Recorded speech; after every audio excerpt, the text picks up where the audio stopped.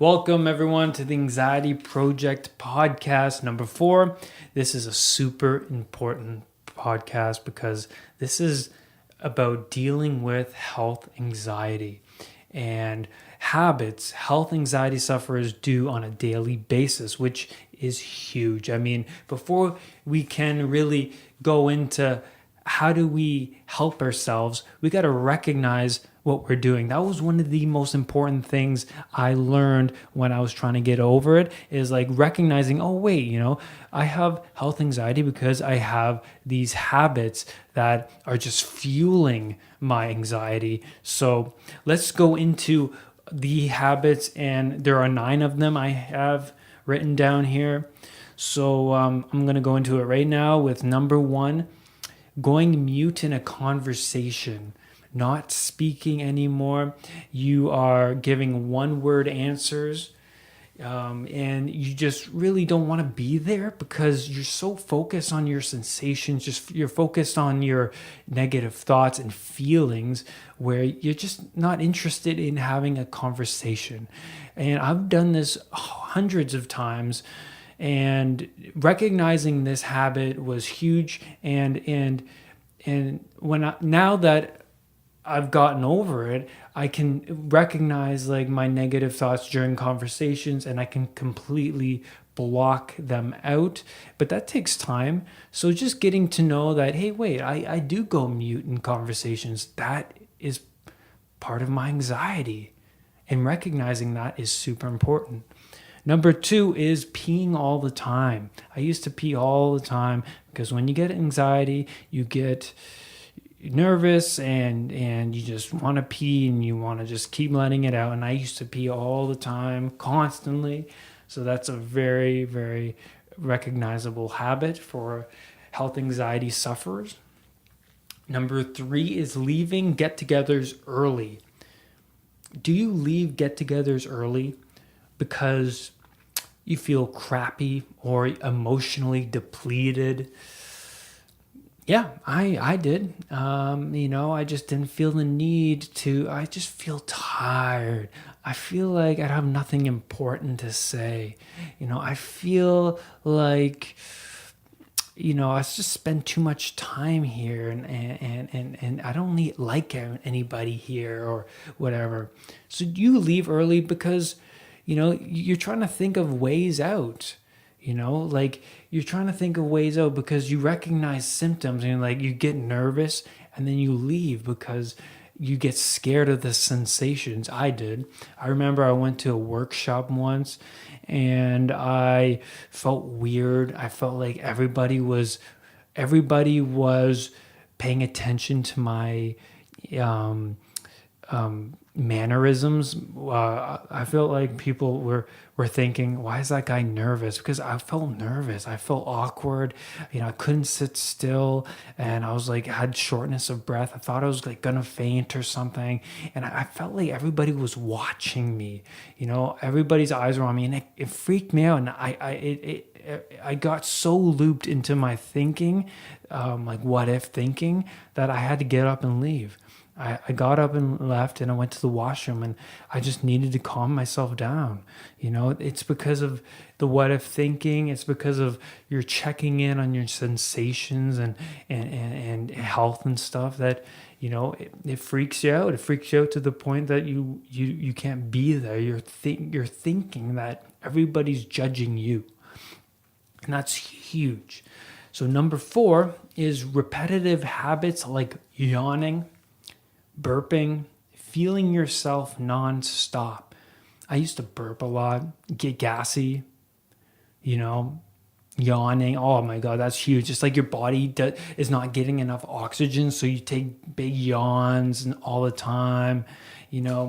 Feeling yourself. Sometimes I would put my hand on the side of my side of my body, when I talk to people, stuff like that. Or even lots of deep breathing, or do you chew your nails maybe? Just recognizing these habits can just put you, and write these down too, like it can put you on the right track, and recognize when you do it. Like, I'm too caught up in my thinking right now.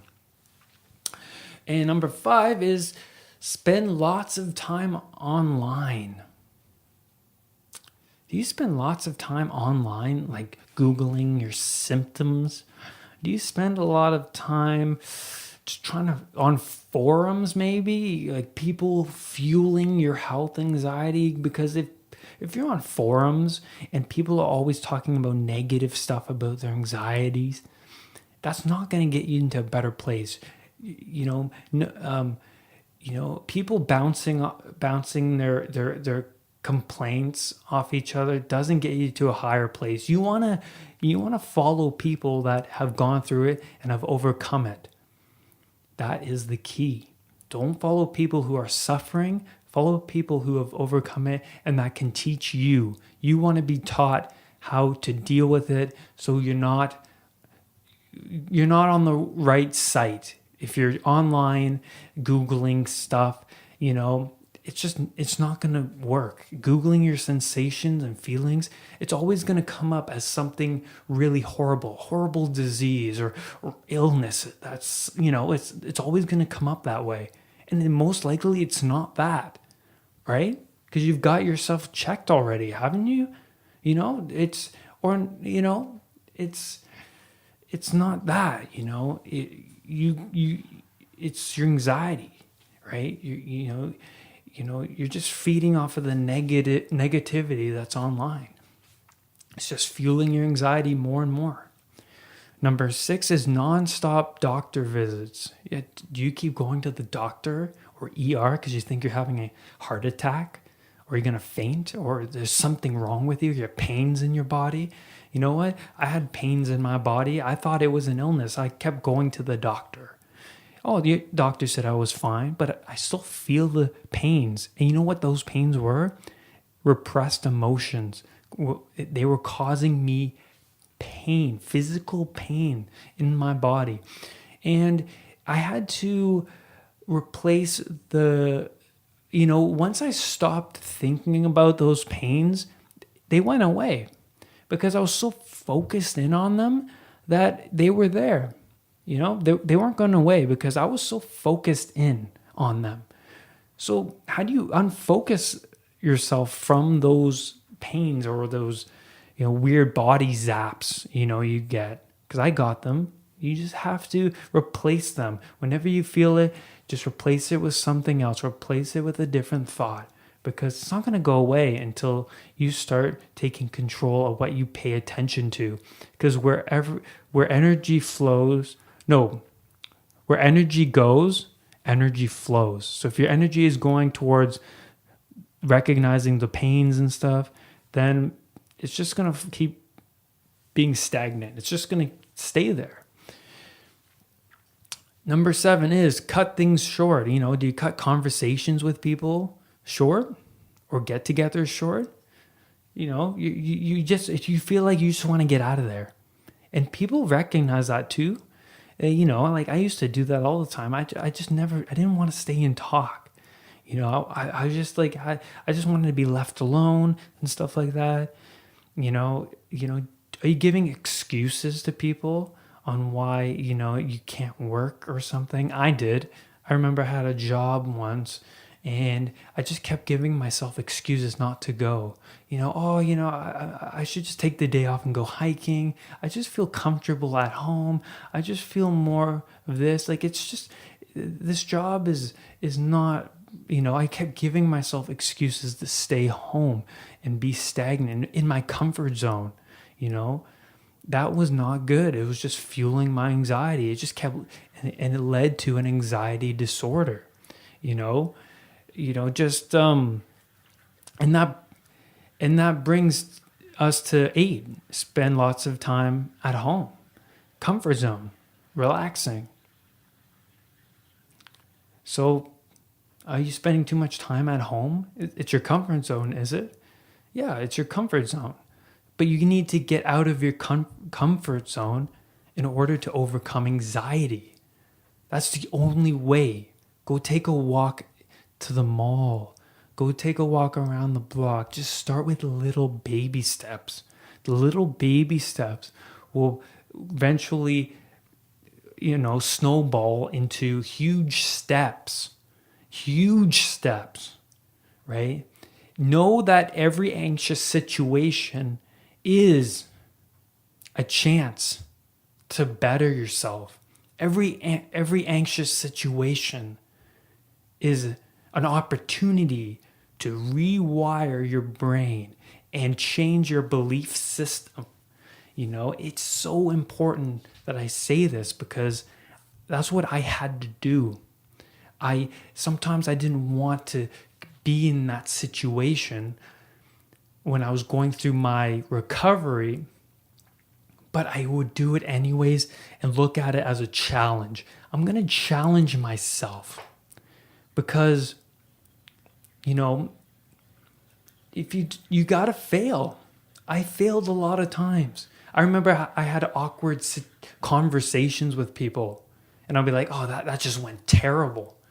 I failed. But then do it again and keep doing it.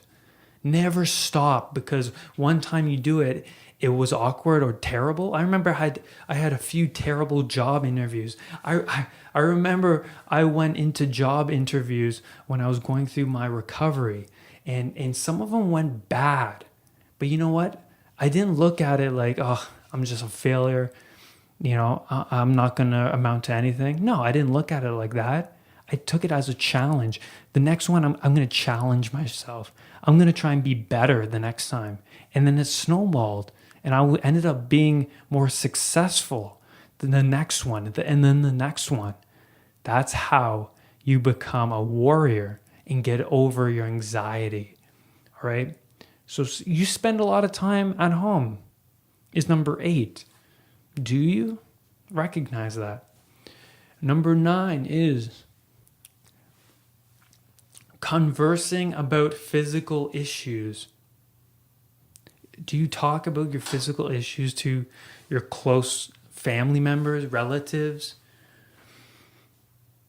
Are you talking about issues with your group of friends? I did. I talked about my issues with my friends. We shared our issues. I remember sometimes I would hang out with them and that's all we'd talk about issues, physical issues.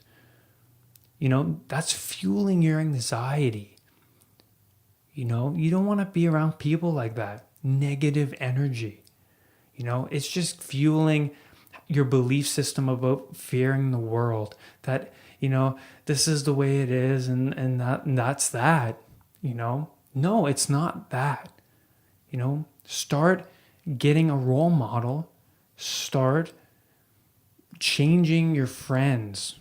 And your belief system will change depending on who you look up to, who you hang around, and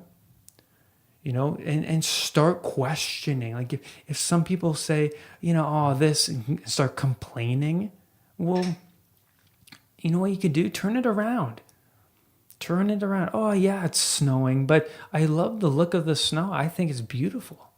I love to walk down the street or around the block when it's snowing and look up into the night sky and see the snowfall, and change it. Like if people are complaining about the weather, change it. I love the rain. I love that the rain is, feeding the grass and the plants. I love the feel of rain on my face when I go outside. It's a beautiful thing, isn't it? Or are you just complaining about it? So these are the habits that health anxiety sufferers do daily. I hope it has given you some insight because I pretty much related to every single one of these habits. When I was going through my recovery, I recognized all these habits and then I was like, wow, I do have health anxiety. And then now it's snowballed into what can I do now to change these habits? So 1, going mute. 2, peeing all the time. 3, leaving get-togethers early. 4, repetitive habits like yawning, burping, feeling yourself nonstop, thinking about your breathing. 5, spend lots of time online. 6, nonstop doctor visits. 7, cutting things short. 8, spend lots of time at home in your comfort zone. And 9, conversing about physical issues to everybody. I hope this podcast has helped you. Please subscribe, and I'm sure that I'll send one out every week. I know I've been slacking a little bit, but I'm just going to keep pumping them out for you guys, and I hope they help. Check out my Facebook page at The Anxiety Project and my website at www.unpluganxiety.com. And I'll see you guys on the next podcast. I love you all, guys. Bye.